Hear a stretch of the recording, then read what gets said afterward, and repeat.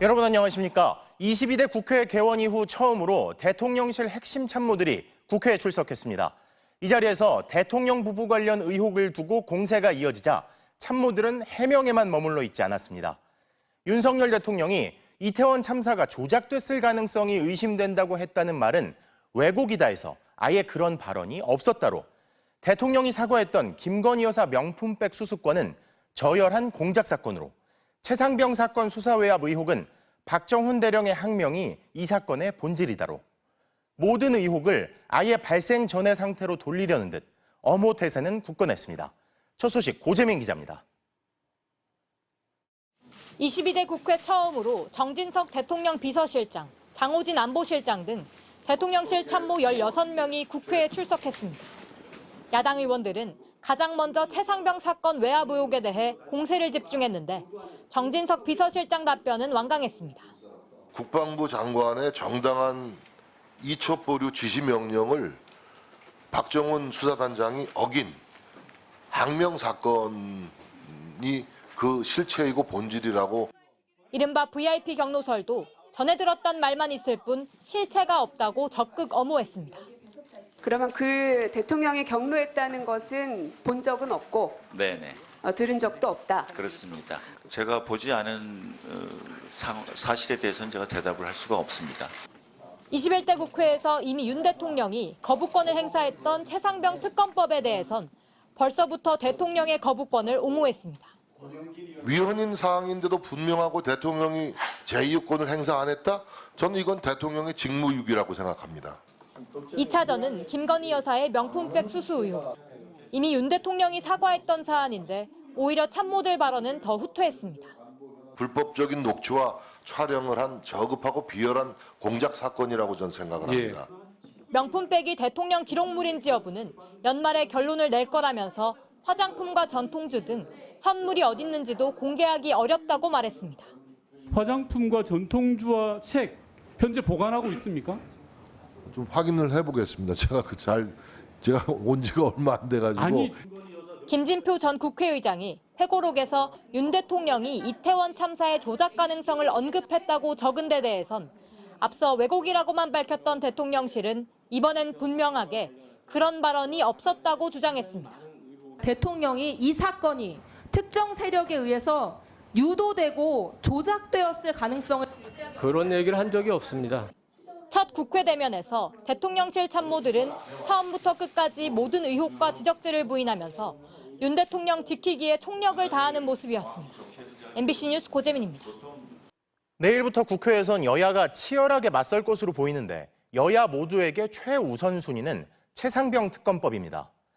야권은 대정부 질문에서 정부의 실정을 집중 제기하며 최상병 특검법과 방송개혁 4법, 방송통신위원장 탄핵 소추안까지 상정해 처리한다는 계획이지만 국민의힘에선 각 안건마다 필리버스터, 즉 무제한 토론을 활용해 최대한 시간을 끌어보자는 강경론도 나오고 있습니다. 나세홍 기자입니다. 더불어민주당 등 야권은 대정부 질문에서 윤석열 대통령을 정면으로 겨냥할 방침입니다. 핵심 쟁점은 최상병 사건 외압 의혹과 이태원 참사 조작 가능성 언급 논란입니다. 윤석열 대통령이 직접 밝혀야 합니다. 이태원 참사가 특정 세력에 의해 유도되고 조작됐다고 생각한 게 사실인지. 사흘간의 대정부 질문 동안 각종 법안 처리를 놓고 2차전도 예상됩니다.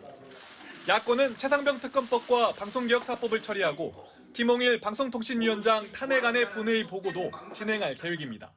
불법과 탈법을 반복적으로 일삼고 있는 김홍일 방통위원장과 이상인 위원은 엄중한 법적 책임을 져야 합니다. 국민의힘은 무리한 탄핵 소추와 막무가내식 입법 폭주를 막겠다고 목소리를 높였습니다. 당리 당략에 의한 탄핵 남발은 민심의 거센 역풍을 막게 될 것임을 잊지 말아야 할 것입니다. 다만 수적 열세 때문에 표결은 100점 100패일 수밖에 없다 보니 각 안건마다 무제한 토론, 이른바 필리버스터에 나서야 한다는 강경론도 대두되고 있습니다. 여야 모두 1순위는 최상병 특검법입니다. 국민의힘이 필리버스터에 나서면 24시간 토론은 보장되고 이후 야권이 나서 180명 이상 찬성으로 토론을 강제 종료시킬 수 있습니다. 배수진을 치고 108명 의원 전체가 똘똘 뭉쳐 민주당의 의회 독재에 맞서 가열차게 싸우겠습니다. 6월 임시국회 회기는 7월 4일까지 사흘 남았기 때문에 야권은 하루 뒤 특검법을 통과시킬 수 있고 국민의힘이 다시 필리버스터에 나서면 6월 회기 중 방송개혁 4법 중 하나를 더 처리할 수 있다는 계산이 나옵니다. 여당 입장에선 겨우 하루 미루는 데 불과하고 국회를 다시 파행시킨다는 점도 부담입니다. 야당은 여당의 필리버스터 동향을 주시하며 법안 상정 순서를 고심 중인 것으로 전해졌습니다. MBC 뉴스 나세웅입니다. 도쿄올림픽에 출전했던 전 럭비 국가대표 선수가 성폭행을 시도하며 여성을 폭행해 다치게 한 혐의로 구속됐습니다. 이 남성은 최근까지 실업팀의 코치를 맡으며 방송 활동도 활발히 했던 것으로 알려졌습니다. 김수근 기자의 단독 보도입니다. 나차 상태의 한 남성이 앉아있는 여성과 실랑이를 벌입니다.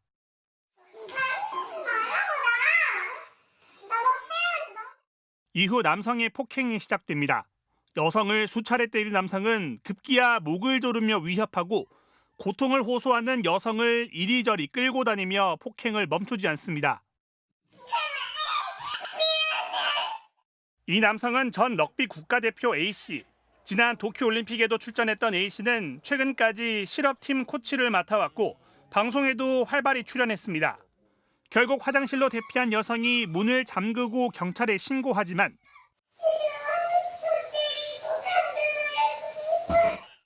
그 사이 옷을 입은 A씨는 문을 부수고 들어가 또다시 폭행을 시작했습니다. 그리고 여성의 휴대전화를 수차례 던져 망가뜨린 뒤 집을 빠져나갔습니다.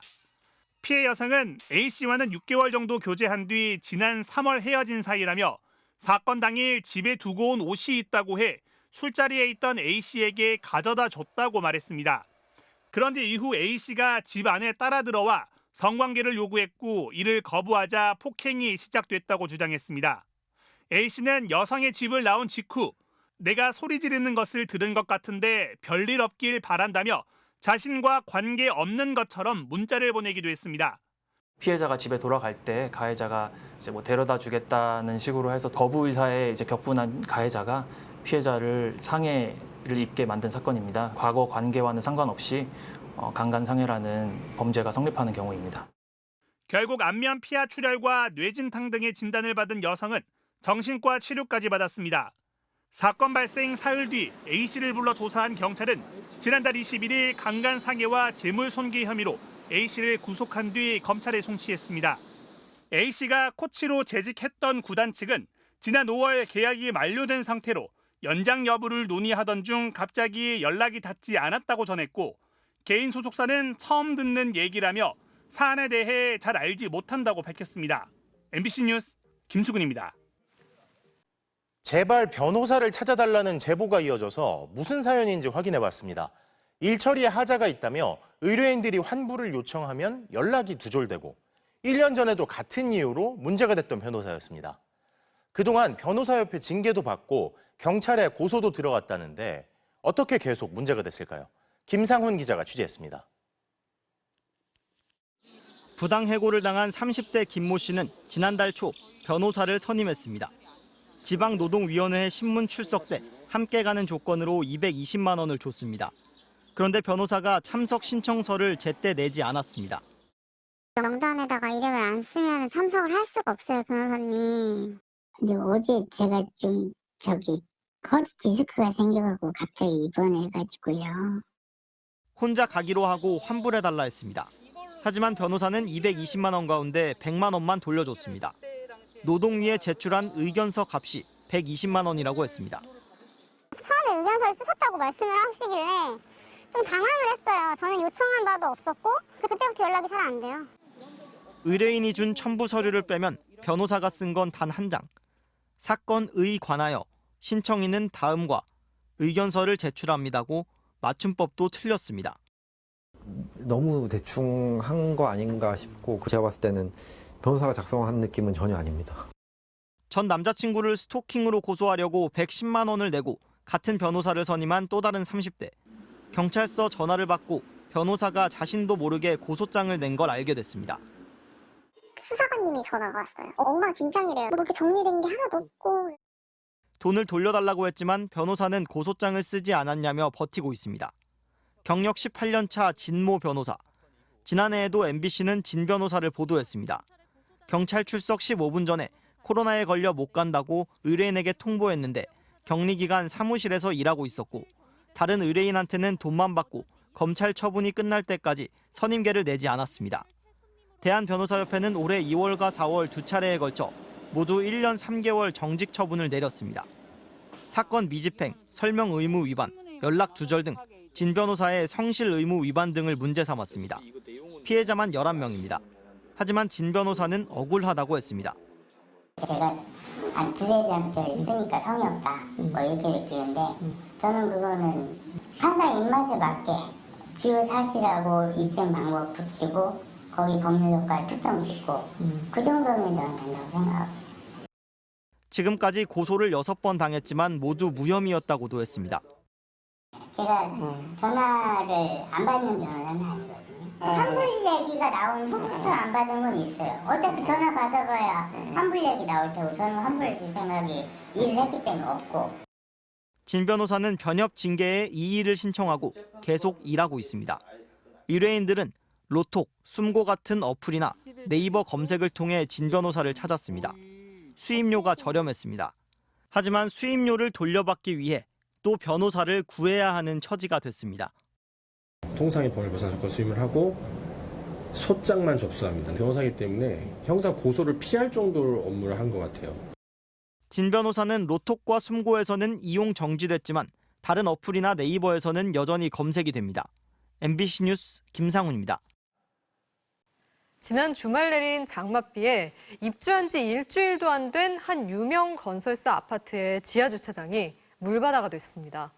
입주하고 비가 내리자마자 누수 문제가 발생한 건데 이번 주 내내 예보된 장맛비에 주민들 우려는 더 커지고 있습니다. 김윤아 기자가 취재했습니다. 장맛비가 내린 지난 주말, 한 아파트의 지하 주차장 천장에서 물이 줄줄 쏟아집니다. 배관 이음새 곳곳에서도 물이 새어나와 주차장 바닥은 물이 흥건히 고였습니다. 비가 많이 오면 아무래도 전기차 충전하는 곳에 물이 들어가면 불이 날까 염려되는 부분도 많고요. 비가 그친 뒤에도 주차장 벽에 손을 대자 스며들었던 빗물이 새어나올 정도입니다. 입주한 지 일주일도 안 된 신축 아파트 지하 주차장입니다. 이번 장마 때 빗물이 새면서 보시다시피 이렇게 얼룩진 모습입니다. 한 유명 건설사가 지은 이 아파트는 지난달 28일 입주가 시작됐습니다.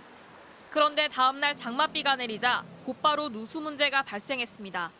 입주민들은 지하 주차장뿐만 아니라 계단과 상가에 빗물이 고여 주민들이 물을 밖으로 퍼냈고 아파트 저층의 일부 집에는 빗물이 차올랐다고 말합니다.